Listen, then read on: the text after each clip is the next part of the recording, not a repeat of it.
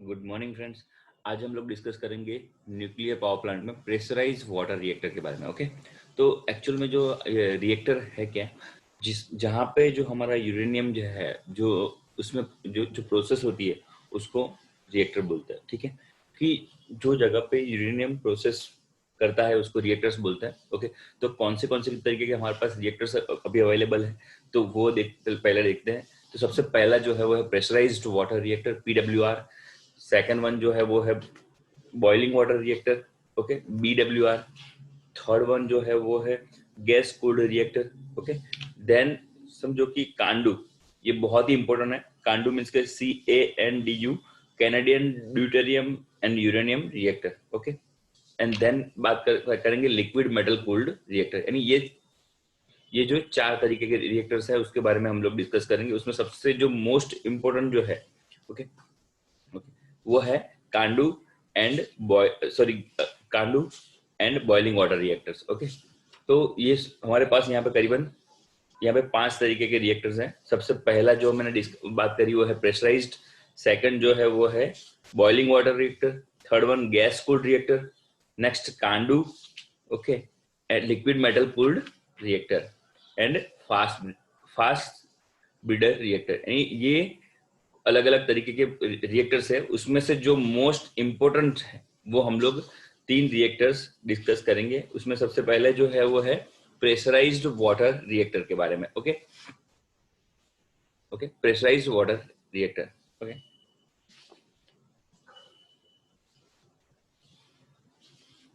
Okay, तो समझो यहाँ पे एक स्कीमेटिक डायग्राम हमको दिखाया हुआ है। The schematic diagram of PWR, pressurised water reactor power plant, is shown in figure. Okay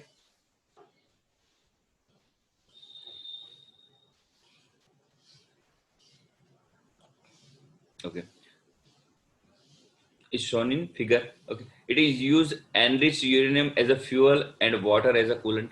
Okay, तो यहाँ पे जो फ्यूल जो यूज होने वाला है यहाँ पे, वो एनरिच यूरेनियम यहाँ पे एज अ फ्यूल हम लोग यूज करते हैं यहाँ पे, और कूलेंट एज अ कूलेंट हम लोग यहाँ पे वाटर यूज करते हैं। ओके, समझो हम लोगों ने सबके सब पार्ट्स डिस्कस कर लिए थे। वैसे सबसे पहले मैं एक काम करता हूँ, यहाँ पे फिगर को डिस्कस करता हूँ कौन से इसके पार्ट है। ठीक है, तो ये जो है हम हमारा रिएक्टर पोर्शन है। ओके, कि जहां पे जो हमारा एनरिच यूरेनियम प्रोसेस होने वाला है। ओके, देन सेंटर में जो है वो है रिएक्टर कोर है। ओके, ये वाला जो एरिया है वो रिएक्टर कोर है। ठीक है, ओके।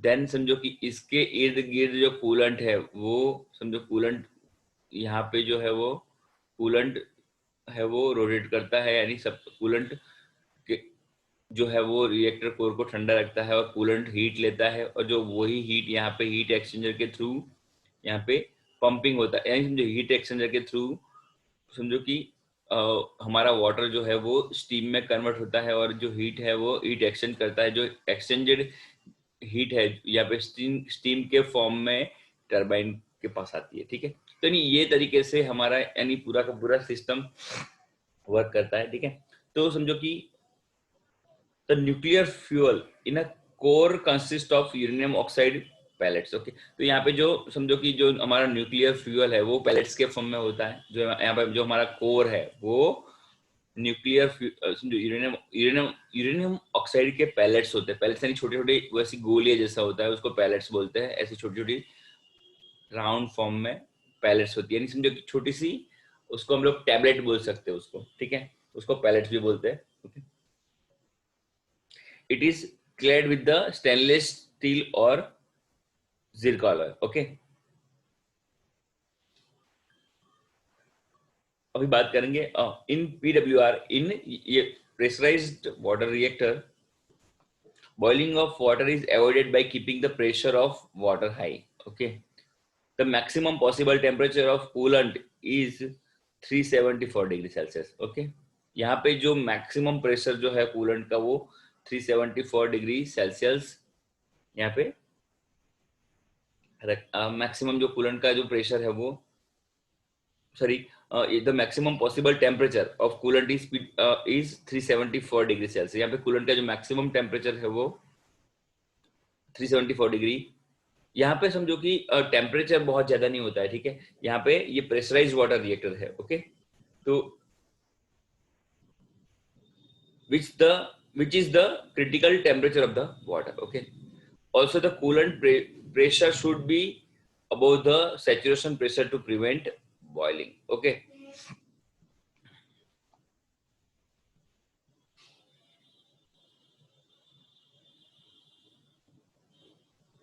Then okay. तो यहाँ पे क्या है, considering the margin of safety, the coolant temperature is kept around 315. Okay. Cooler का टेम्परेचर जो है वो अराउंड 315 डिग्री सेल्सियस जितना रखा जाता है. Okay. The saturation pressure corresponding to this temperature is 10105.5 bar. Okay. तो समझो यहाँ पे the pressure corresponding to this temperature is around 105, यानी अकॉर्डिंगली जो टेम्परेचर यहाँ पे 315 डिग्री सेल्सियस हम लोग रखते हैं तो उसके कॉरस्पॉन्डिंग जो प्रेशर है वो 105 बार रखा जाता है. Okay. Hence the possible of coolant is maintain around 150 bar. Okay. तो जो समझो कि जो कूलेंट का जो प्रेशर है वो अराउंड 150 बार जितना मेंटेन किया जाता है. ठीक है. ओके. तो before starting the reactor water is the pressurise in boiler in boiled and converted into steam. Okay. तो समझो कि यहाँ पे क्या है कि ये हमारा जो रिएक्टर स्टार्ट होता है उससे पहले वाटर को समझो, उससे पहले जो हमारा वाटर जो है उसको यहाँ पे हीटर के थ्रू उसको गर्म करके उसको प्रेशराइज किया जाता है. ओके. ये है हमारा pressuriser by the electric heater in primary circuit. यहाँ पे प्राइमरी सर्किट, ये जो ऊपर की सर्किट यहाँ पे दिख रही है. ठीक है. अभी हम लोग देखते हैं यहाँ पे ऊपर की जो सर्किट यहाँ पे दिख रही है वो प्राइमरी हीटर की है. वाटर को समझो कि यहाँ पे इलेक्ट्रिक सर्किट के थ्रू यहाँ पे समझो इलेक्ट्रिसिटी दी जाती है. समझो कि वाटर को यहाँ पे इलेक्ट्रिक सर्किट के थ्रू यहाँ पे हीट प्रोड्यूस की जाती है और प्रेशराइज किया जाता है. The pressurizer consists of heater at the bottom of the water spray at the top. Okay.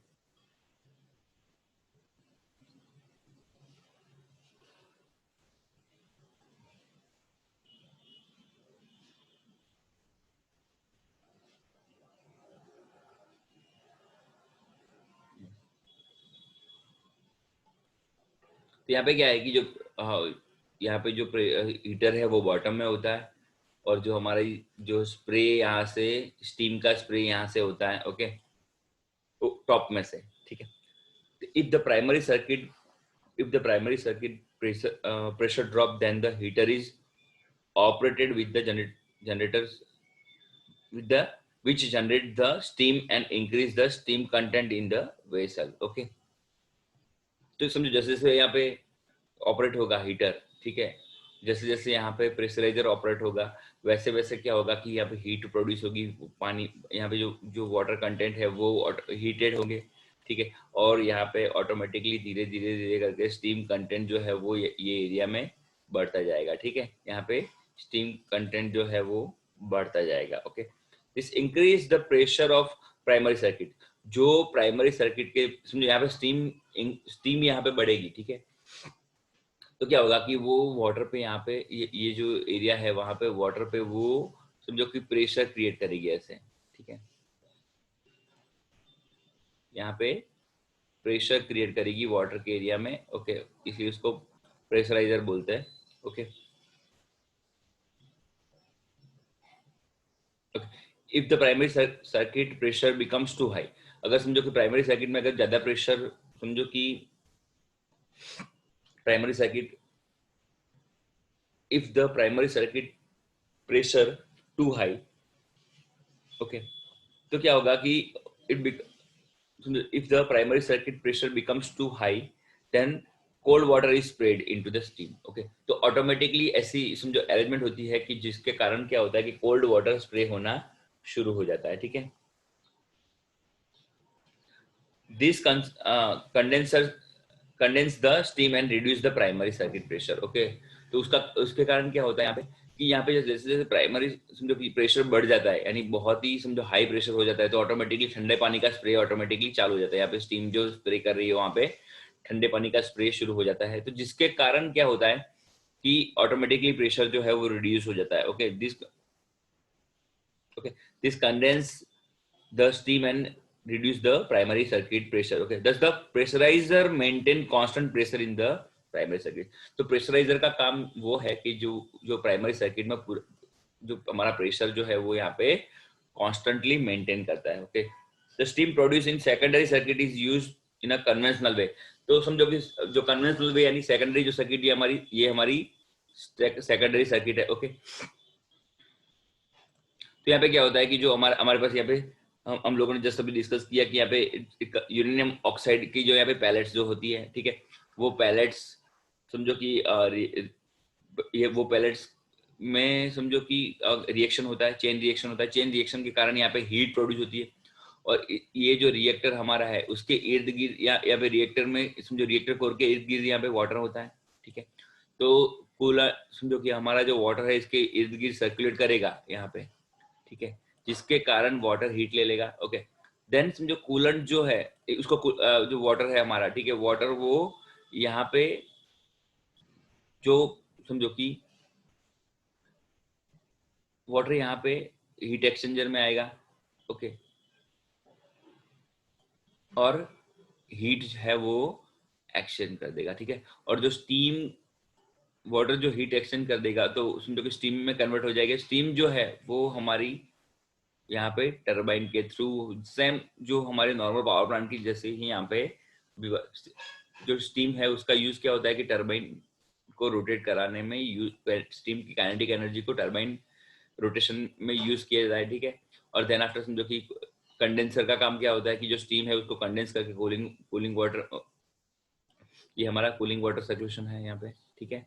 तो कंडेंसर में कूलिंग वाटर रोटेट होता है, ठीक है। तो इस हिसाब से जो नॉर्मल सिस्टम जो हमारी थी पहले की, ठीक है, वैसे ही पूरा का पूरा यहाँ पे पावर प्लांट वर्क करता है, ठीक है। देन कंडेंसेट जो है उसको पंप फीडिंग किया जाता है, ठीक है, पंप के थ्रू, फीड वाटर पंप के थ्रू। देन उसको फिर से हीट एक्सचेंजर में ले जाया जाता है, जो वाटर है हमारा उसको फिर से हीट एक्सचेंजर में ले जाया जाता है, ठीक है। तो ऐसे पूरी पूरी सर्किट वर्क करती है, ठीक है। यानी बाकी जो सिस्टम है वो सेम है, यहाँ पे सिर्फ यहाँ से प्राइमरी सर्किट के थ्रू यहाँ पे प्रेशर जनरेट करना है, ठीक है। अभी हम लोग बात करेंगे ये सिस्टम के एडवांटेजेस की और डिसएडवांटेजेस की, बराबर। ओके, तो समझो कि ये जो हमारा प्रेशराइज्ड वाटर रिएक्टर है are very suitable for due to their tendency to produce the less power as temperature increase. Okay, this makes the reactor easier to operate from the stability standpoint. Okay, it uses ordinary water at the coolant, moderator and reflector. Okay, तो उसमें क्या है कि समझो यहाँ पे कोई special तरीके के कुछ जरूरत नहीं पड़ती है, मॉडरेटर, कूलेंट, समझो ऑर्डिनरी वाटर का यूज है।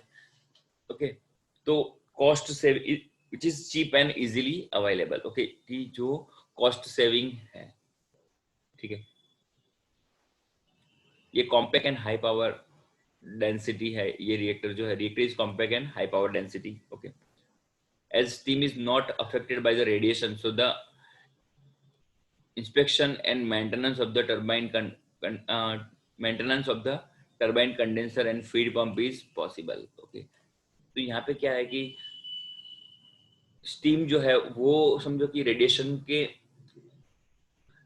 जो कांटेक्ट में नहीं आती है, ठीक है, क्योंकि यहाँ पे एक्सचेंजर हम लोगों ने रखा हुआ है, तो उसके कारण स्टीम जो है वो रेडिएशन के कांटेक्ट में नहीं आती। तो जो इंस्पेक्शन और maintenance of the turbine condenser and feed pump is possible. Okay, small number of control rods are required. यहाँ पे कम कंट्रोल रोड की रिक्वायरमेंट होती है। Okay,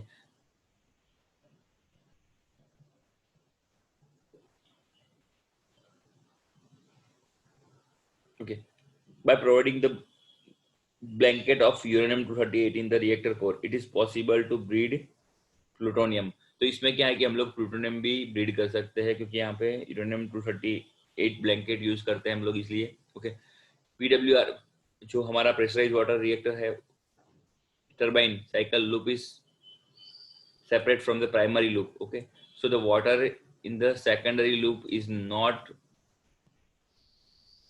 contaminated by the radioactive materials. Okay, तो यहाँ पे क्या है कि दो अलग अलग लूप में वर्क हो रहा है। ओके, दो साइकिल में वर्क हो रहा है। तो समझो कि जो फर्स्ट साइकिल है वो दूसरे के साइकिल के साथ मैच नहीं होती, तो उसके कारण समझो रेडिएटिव, यहाँ पे समझो कि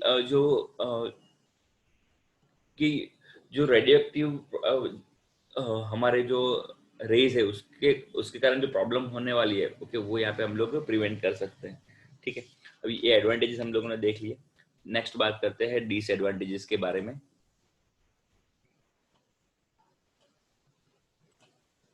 okay, capital cost is high due to the heavy strong pressure vessel is required in the primary circuit। Okay, तो यहाँ पे क्या है कि कैपिटल कॉस्ट जो है वो थोड़ी हाई है, बिकॉज समझो यहाँ पे हैवी प्रेशर वेसल यूज होता है in primary circuit. Okay, thermodynamic efficiency is less around 20% due to low pressure in second circuit. Okay, second circuit में लो प्रेशर के कारण यहाँ पे उसकी जो थर्मोडायनेमिक जो हमारी एफिशिएंसी है वो कम है यहाँ पे। Okay, it required enrich uranium uranium, so fuel cost is very high. Okay, enrich की जो फ्यूल कॉस्ट है वो हाई है, क्योंकि उसको प्रोसेस करने के बाद हम लोग यहाँ पे यूज कर सकते हैं, ठीक है। तो फ्यूल कॉस्ट उस एनरिच यूरेनियम की हाई है। It is necessary to shut down the reactor for the fuel charging. Okay, तो यहाँ पे क्या है कि हर बार समझो अगर फ्यूल खत्म होने के बाद अगर हम लोगों को नया फ्यूल हम लोग को फिल कर रहा है, ठीक है, तो उसमें क्या है कि हर बार जो हमारा प्लांट है उसको शट डाउन करना पड़ता है, उसको बंद करना पड़ता है प्लांट को, ठीक है। देन फिर से उसको फ्यूल चार्ज करके फिर से शुरू करना पड़ता है। Okay, okay, then because water act as a neutron moderator, it is not possible to build a fast neutron reactor with a PWR design। Okay, तो ये डिजाइन को हम लोग फास्ट न्यूट्रॉन रिएक्टर में हम लोग कन्वर्ट नहीं कर सकते। Okay, steam is produced at a relative low temperature and required to super heated in a separate furnace. Okay, तो उसको समझो कि हमारे जो स्टीम है उसको जो हमारी स्टीम है यहाँ पे लो टेम्परेचर प्रोड्यूस करती है, तो उसको अलग सेपरेट ड्रम में सुपर हीट करने की जरूरत पड़ती है, ठीक है। तो ये कुछ उसके डिसएडवांटेजेस थे। नेक्स्ट लेक्चर में हम लोग डिस्कस करेंगे मोस्ट इम्पोर्टेंट दो हमारे रिएक्टर से, एक boiling water reactor and कांडू water reactors. वो बहुत समझो कि फ्रीक्वेंटली ये दोनों रिएक्टर्स एग्जाम में पूछे जाते हैं। Okay, thank you friends.